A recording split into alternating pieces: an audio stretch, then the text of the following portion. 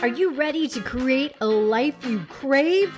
Let's spin that doom loop of negativity into an upward success cycle and start living lucky.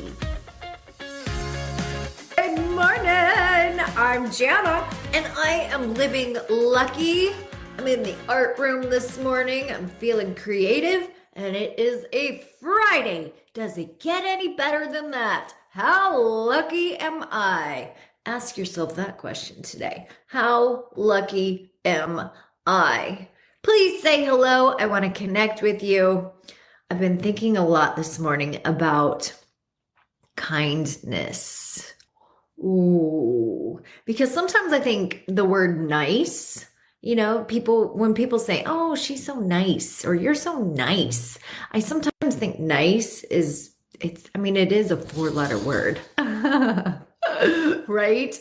And nice sometimes feels like, we're getting taken advantage of. I don't know about you. Maybe it's just me when I say that. Good morning, Julie, Patrick, Sheila. Jason is at his men's group this morning. So let's chat. Let's talk about being kind. I once heard Wayne Dyer say, if you have the choice between being right or being kind, always choose kindness. And I think that's really, really profound. My dog is growling at me. Can you guys hear this? What do you need, Tate? You want to say hello? She's missing the couch in her little showtime.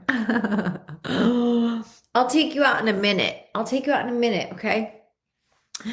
So I was hearing this podcast this morning. I was listening to this podcast this morning, and I heard a story from Jeff Bezos, which I had never heard before, but he talked about when he was 10 years old, he used to spend the summers with his grandparents working on a ranch, I believe.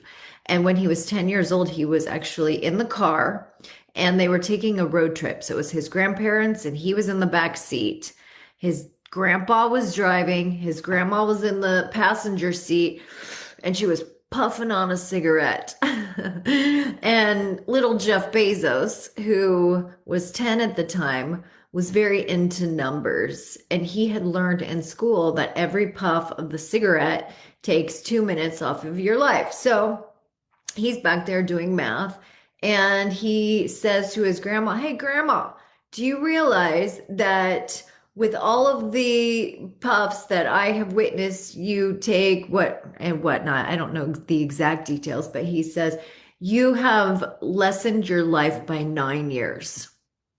And the grandma busts out in tears. And of course, that's when grandpa pulls the car over and says, you in the back seat, out. Come on, get out. It's time for a life lesson, right?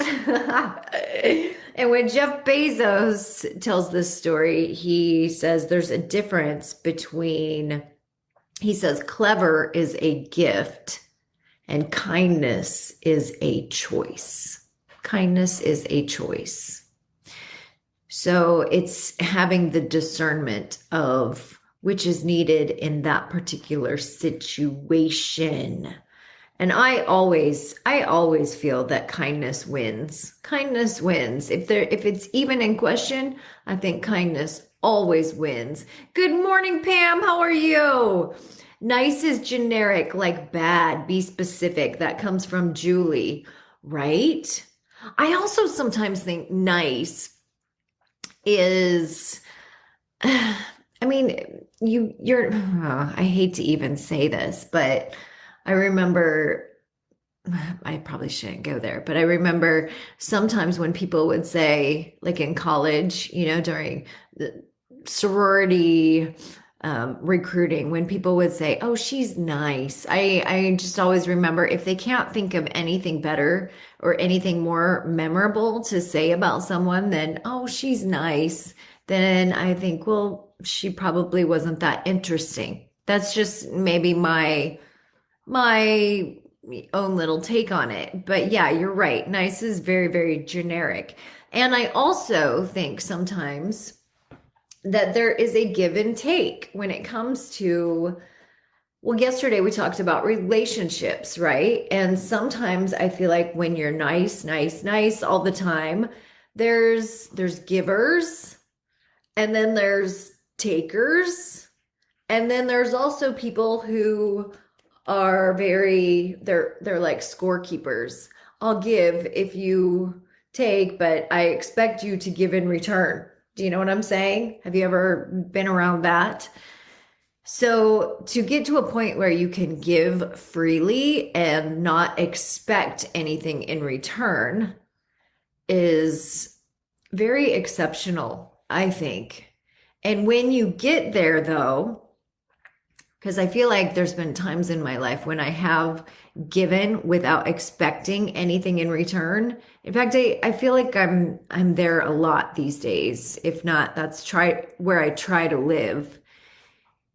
It does come back to you without you knowing. It does come back tenfold. It's so crazy. There's a word, I think it's called Natan, Natan, and it's the Hebrew word for giving.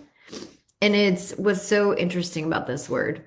Now I'm relaying this information because this lesson was given to me once a while ago, so I hope I get it right. But it's a Hebrew word, and I believe it means giving, Natan, Natan, and it's also a palindrome. A palindrome is a word that you can spell forward and backward. So Natan is spelled Natan. You can spell it forward and backward, which is very symbiotic for give and take, give and take. And when you give, then the universe, even if you don't see it immediately, eventually it does come back to you. Now, here's the difference though, is that some people tend to give and give and give and give and give, and then they sometimes start feeling like I've been taken advantage of, or I never seem to get what I need in return. The distinction is that the people who give freely and end up getting the happiness on the top is they're also giving to themselves. They also make an intention to be kind to themselves and to give to themselves. And they're not negating themselves by giving to others. They're also lifting themselves as they lift and give to others. So it goes back to that. I always talk about the airplane analogy. You know, we have to pour our own cups. We have to put the oxygen on our own faces first before we can put the oxygen on everyone around us. And I think it's the same with giving and even kindness. You know, we are kind to ourselves, and then we have so much kindness to give to others. Do people agree with this?